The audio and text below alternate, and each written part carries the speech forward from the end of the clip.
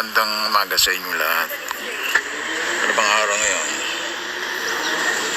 It's January 17, 2026 mga kaibigan. Tignan niyo po itong Kalayaan Bridge. Napakaganda oh.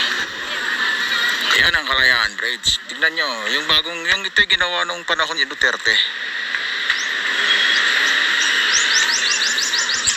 Yan. Nagko-connect dito sa Pasig. Connecting bridge.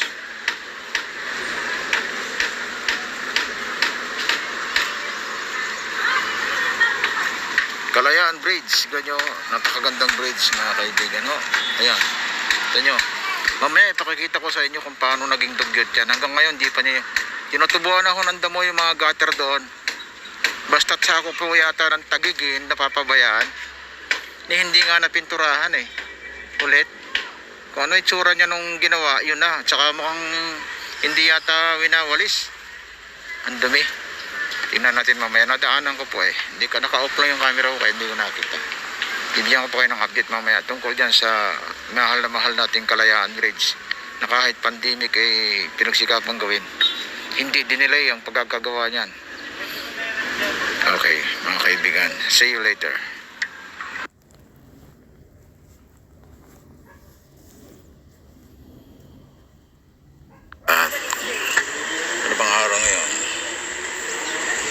It's January 17. Magandang umaga mga kaibigan. January 19, 2026 mga kaibigan. Yan po ay view ng Kalayaan Bridge. Yan po yung connecting bridge magmula BGC papunta dito sa Pasig mga kaibigan. So yan ay tinuloy ang paggawa niyan, hindi dinelay kahit pandemic dahil sa pagsisikap ng Duterte administration na yan ay mabuo. So awa ng Diyos, successful naman po, nabuo ang proyekto na yan. At wala namang problema kasi hindi naman tinamaan yung mga construction workers. Siguro dahil matatibay ang katawan. Ikalawa dahil exposed sa init ng araw.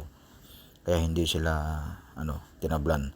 Alam niyo naman, ang kalaban ng COVID-19 ay actually solar.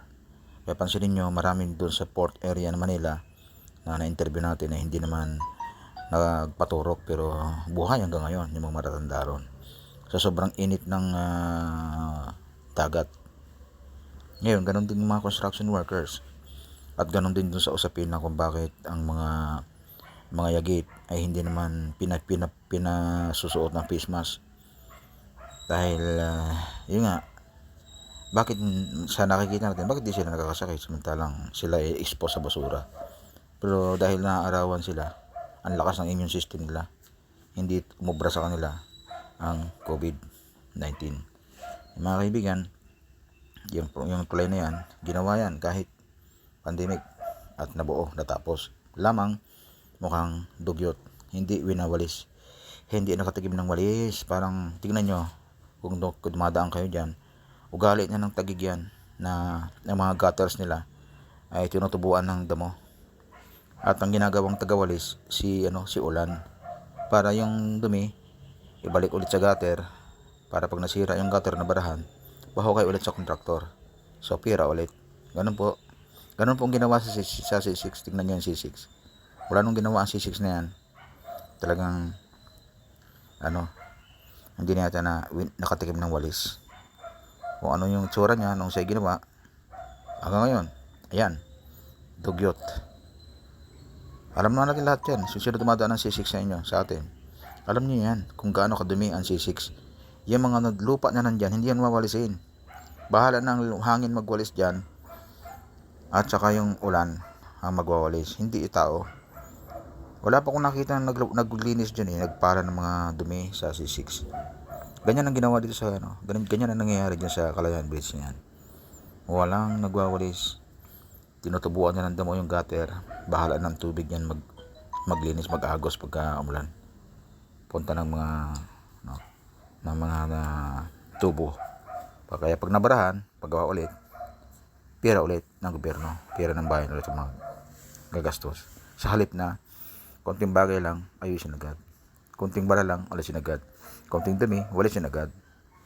Magpasweldo tayo ng mga magwawalis. Ninanakaw lang ang pera ng bayan eh. Ano ba naman yung magpasweldo tayo? Magpasweldo kayo para ibahagi nyo sa taong bayan yung kaba ng bayan. Sa inyo kung paano naging dugyot yan. Hanggang ngayon di pa niya tinutubuan ako ng damo yung mga gutter doon. Basta't sako po yata ng Tagigin napapabayaan ni hindi nga napinturahan eh.